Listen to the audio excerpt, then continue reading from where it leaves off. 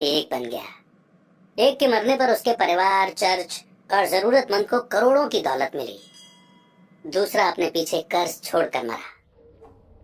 मेरे दोनों डैडी इरादे के पक्के, चमत्कारी और प्रभावशाली थे। दोनों ने मुझे सलाह दी, पर उनकी सलाह एक जैसी नहीं थी। दोनों ही एजुकेशन पर बहुत जोर देते थे, पर उनके द्वारा बताए गए पढ़ाई के सब्जेक्ट अलग अलग थे। अगर मेरे पास सिर्फ एक ही डैडी होते तो मैं या तो उनकी सलाह मान लेता या फिर उसे ठुकरा देता। क्योंकि सलाह देने वाले दो थे, इसलिए मेरे पास दो बिल्कुल अलग अलग विचार होते थे, एक अमीर आदमी का और दूसरा गरीब आदमी का। किसी भी एक विचार को सीधे सीधे मान लेने या न मानने के बजाय मैं उनकी सलाह पर काफी सोचा करता था, उनकी तुलना करता था और फिर खुद के लिए फैसला किया करता था। समस्या ये थी कि अमीर डैडी अभी अमीर नहीं थे और गरीब डैडी अभी गरीब नहीं थे। दोनों ही अपना करियर शुरू कर रहे थे और दोनों ही दौलत और परिवार के लिए मेहनत कर रहे थे, पर पैसे के बारे में दोनों के विचार और नजरिए एकदम अलग थे। एग्जाम्पल के तौर पर एक डैडी कहते थे कि पैसे का मोह ही सभी बुराइयों की जड़ है, जबकि दूसरे डैडी कहा करते थे पैसे की कमी ही सभी बुराइयों की जड़ है। जब मैं छोटा था तो मुझे दोनों डैडियों की अलग अलग सलाह से दिक्कत होती थी। एक अच्छा बच्चा होने के नाते मैं दोनों की बातें सुनना चाहता था। परेशानी ये थी कि दोनों एक जैसी बातें नहीं कहते थे।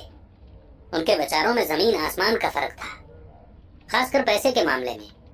मैं काफी लंबे समय तक ये सोचा करता कि उनमें से किसने क्या कहा और क्यों कहा और उसका नतीजा क्या होगा। मेरा बहुत सा समय सोच विचार में ही गुजर जाता था।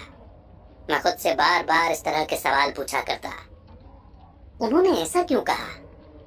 और फिर दूसरे डैडी की कही हुई बातों के बारे में भी इस तरह के सवाल पूछता। काश मैं ये बोल सकता कि हाँ वे बिल्कुल सही हैं, मैं उनकी बातों से पूरी तरह से सहमत हूँ, या ये कहकर मैं सीधे उनकी बात ठुकरा सकता था, बुढ़े को ये नहीं पता कि वो क्या कह रहा है। अब क्योंकि दोनों ही मुझे प्यारे थे, इसलिए मुझे खुद के लिए सोचने पर मजबूर होना पड़ा। इस तरह सोचना मेरी आदत बन गई, जो आगे चलकर मेरे लिए बहुत फायदेमंद साबित हुई।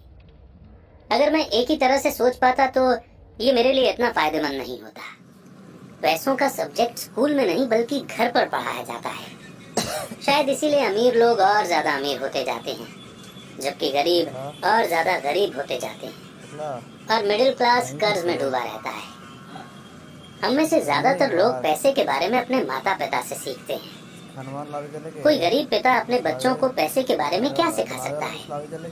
वो सिर्फ इतना ही कह सकता है कि स्कूल जाओ और मेहनत से पढ़ो। हो सकता है वो बच्चे